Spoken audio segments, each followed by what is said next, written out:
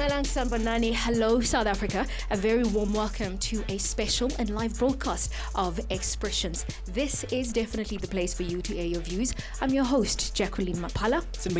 And I'm your host, Umxolisiwa Masango. As you can see, we're coming to you live and direct from our headquarters in Auckland Park, Johannesburg. Mundomosha siqhubekela phambili with having very important discussions like Expressions. Now, hot off the heels of the protest action that we saw all across the country last week. Namhlanje siyabuza ke Jackie, are the demands of the striking and protesting university students reasonable? Well, that's a very important question because we know that this issue of financial exclusion has been dominating the news recently. Now, university students have been protesting nationwide, demanding free education. And they've made it very clear, these university students, that if their demands are not met, they're going to be shutting down the universities. So, and of course, as a nation, we got to witness the unfortunate and sad killing of Zinduma, who was shot and killed by the police during a protest that took place at Wits University. Jackie, as Expressions, of course, on a quest to find out ukuthi ngabe wena muntu omusha uthini ngale subject, we took to the streets to find out what you have to say. Take a look at this insert.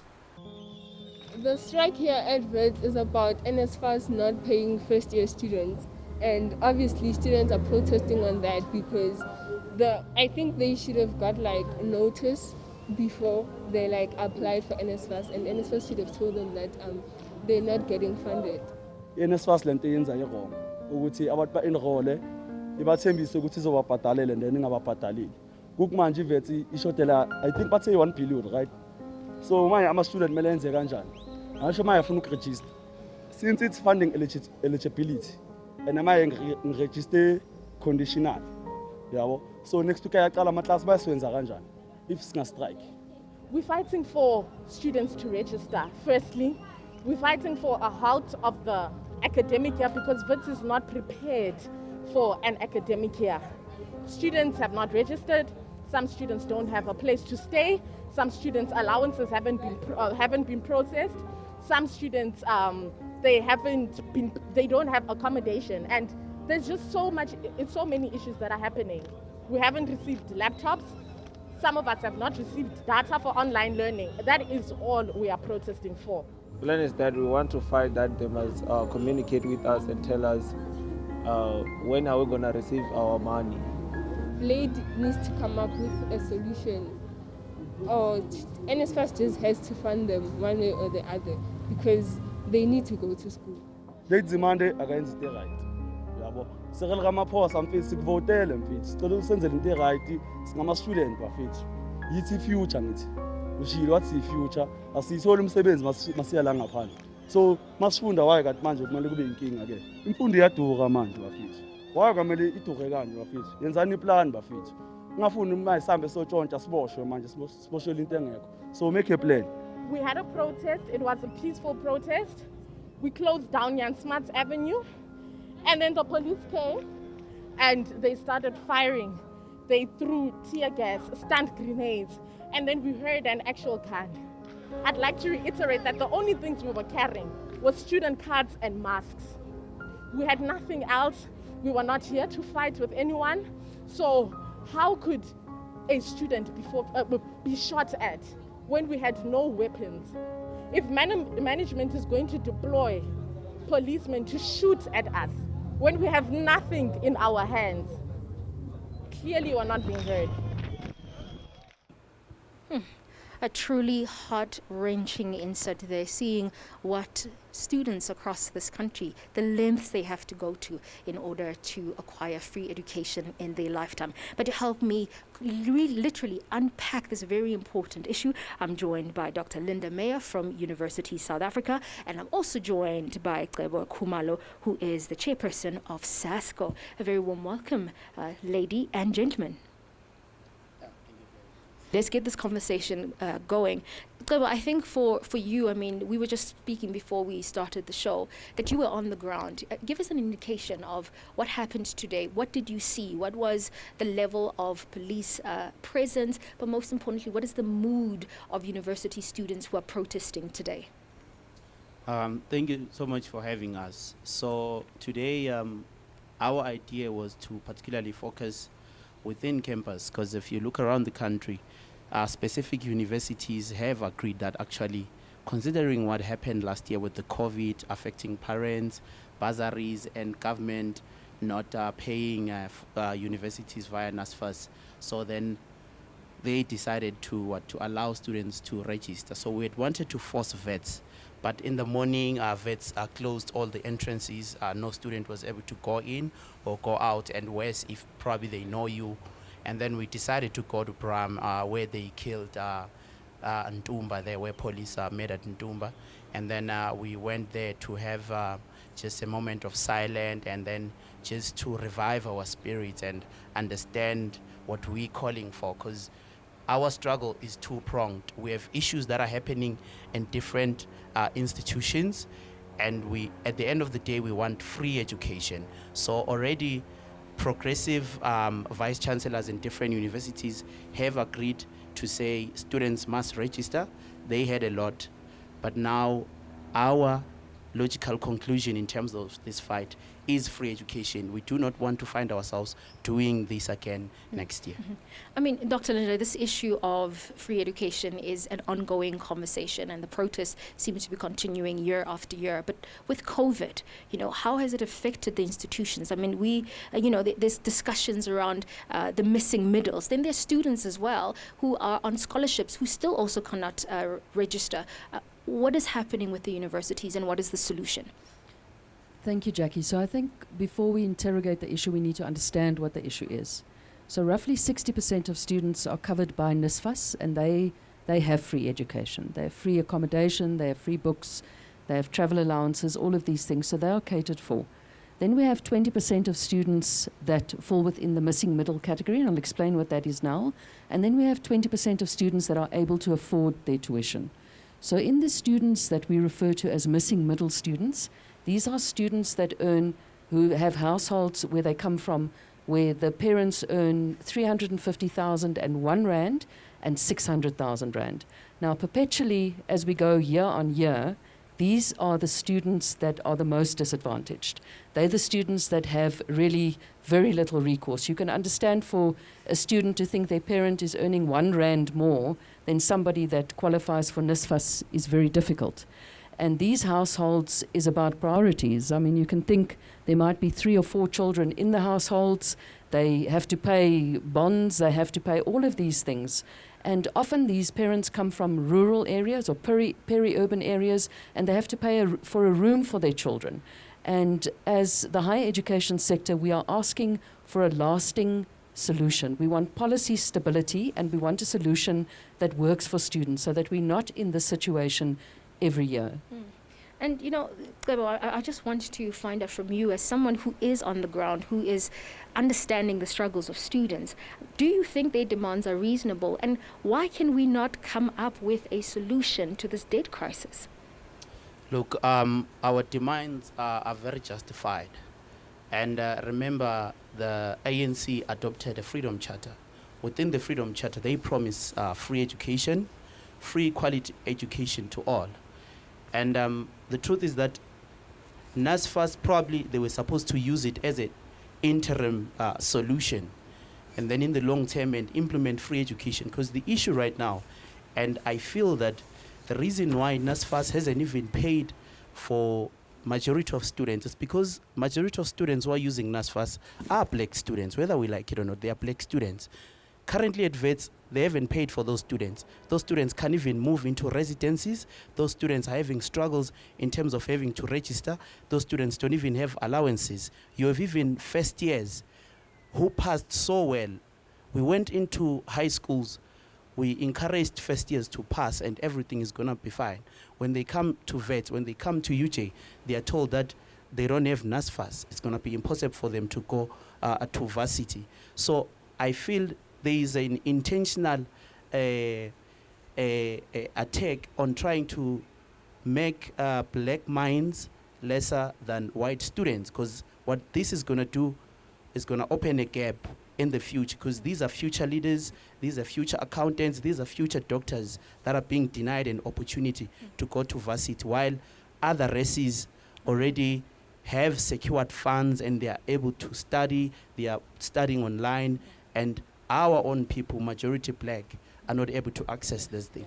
And listen, Gabo, I mean, you're making such an important point. I mean, is this systematic and institutional racism that we're seeing? I mean, are we not coming up with solutions to these debt crises because we actually want to exclude a certain margin of our population from accessing the potential and the progress that this country has to offer? You are watching Expressions. We continue with this very important conversation after the break.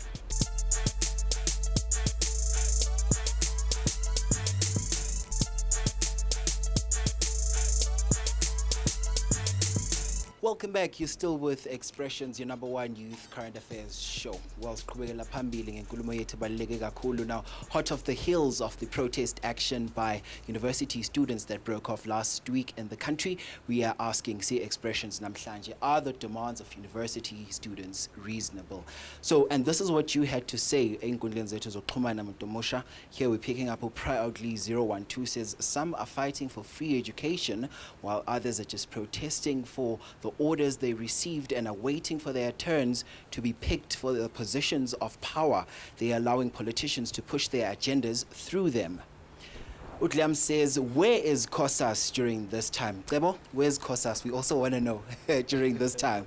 And of course, Fogani says there's load shedding for the next 5 years and we have students who are still dying for an education. And we have Umoti saying that NSFAS, this is your last chance to redeem yourself. We will remove you criminals from government. If you don't vote, we will remove you. Now, those are some of your views, Muntomosha Lapekai. And of course, we did invite the likes of NSFAS to come through onto the platform to speak to us, Ngalulutaba, since it is of national interest. But of course, they dropped us at the last minute of the show. Jackie, let's continue with the conversation. Indeed, let's continue with the conversation. I think it's also very important as well to actually inform the viewers, Kochai, that we also invited the Department of Higher Education, and unfortunately they were not able to make it. I mean, these are very important conversations that they should have been a part of, but we continue the conversation regardless. And I think just to give us a scope of how big this crisis is. I mean, Dr. Linda, how much is this? How much is the debt itself? I mean, how much are we talking about exactly? So, Jackie, there's two components. The first is that the historic debt owed by students in this missing middle category is 10 billion rand, and the immediate outstanding debt that students were faced with that prevented them from registering was 3 billion rand. So you can understand these are very big numbers that we're speaking about.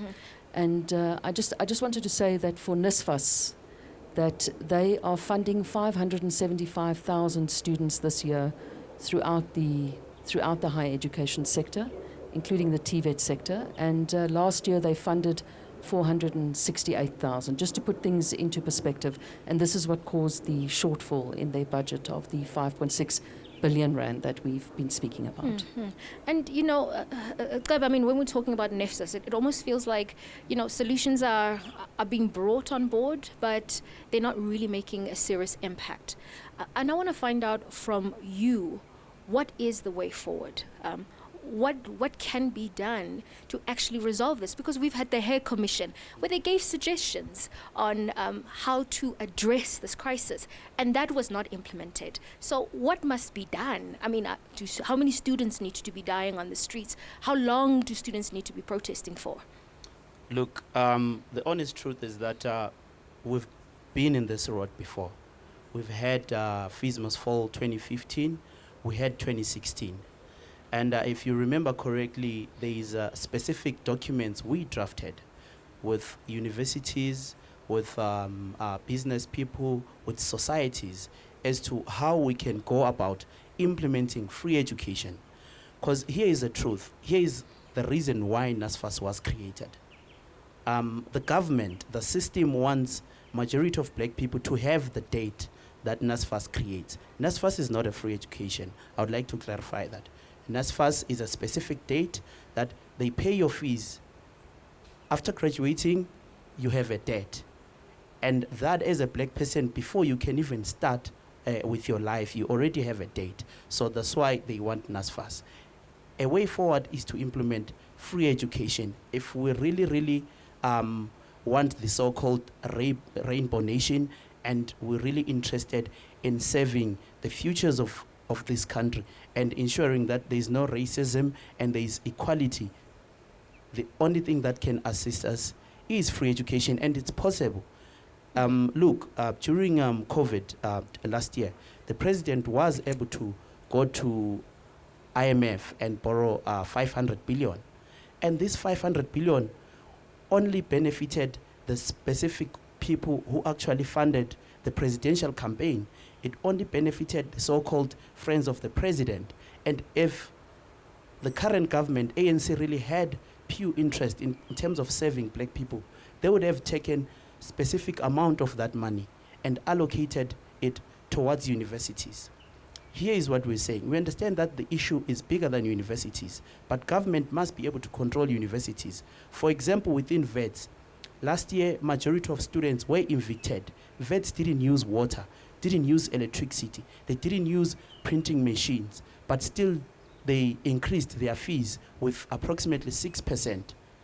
You can see this is an attempt to exclude a specific group of people within the institution. First, NSFAS announces that they are no longer going to fund B.Ed education. They announced that they are not going to fund LLB. If you look, those specific courses are very critical in terms of reshaping the futures of this country. And majority of people now who are populating those spaces were black. They want to reduce our people in those spaces. So the solution is free education, and we have the documents. We can assist the government as to how they can go about implementing it. And I want to bring Dr. Linda into this conversation, because I mean it's an issue around funding, and I think the first thing that comes to mind is, where's the private sector? You know, why are they not coming to the party if it's something that government cannot resolve, is something universities cannot resolve? But as a nation, we know that education is important. Thank you, yes. And I just want to correct one thing. NSFAS students don't need to repay their loans after they've been benefited from it. And the missing middle students are really the students that we're worried about. And just on the LLB issue and the B-Cur issues, so NSFAS still funds the normal LLB program, but there is what we call a postgraduate LLB, so where somebody did a BCom and then they can do an LLB in 2 years.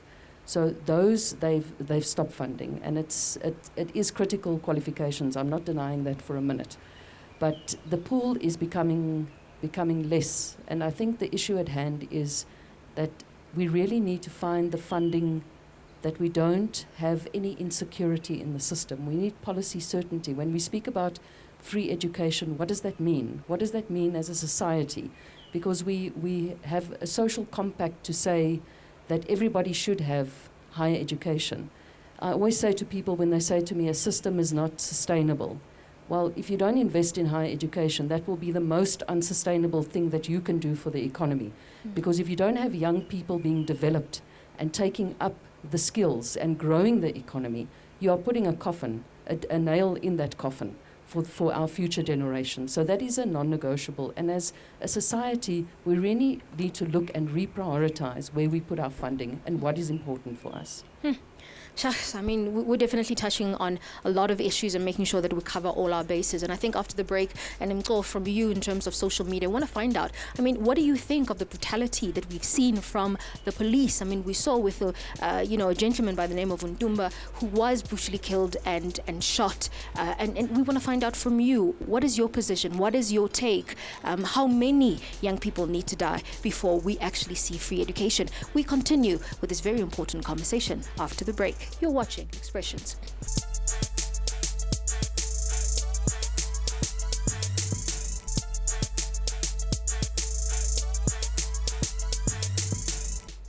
Welcome back. You're still with Expressions. Siyabuzage as your #1 youth current affairs show namhlanje. What are the demands of university students that we've seen protest across the country reasonable? And of course, we've been seeing some of your comments coming in with, of course, the latest coming in as well. Last week, we saw that 4 police officers have been arrested in connection with the killing of Mthokozi Sintumba during student protests last week. And Sinbonile Genani coming onto our Expressions platform, of course, voicing voicing your opinions and khuluma ngokuthi how many more young people have to die all because they're demanding an education. And of course, thank you so much for your participation in Nkundleni Zethu Zokuxhumana namhlanje. Jackie, back to you. Excellent. And I'm just jotting down just a couple of, I think, questions, because I think so much has sort of come up from our conversation. And I think I just want to know from you, Dr. Linda, I mean, when it comes to NSFAS, when it comes to the Department of Higher Education, I mean, what should be done? I mean, what is the solution?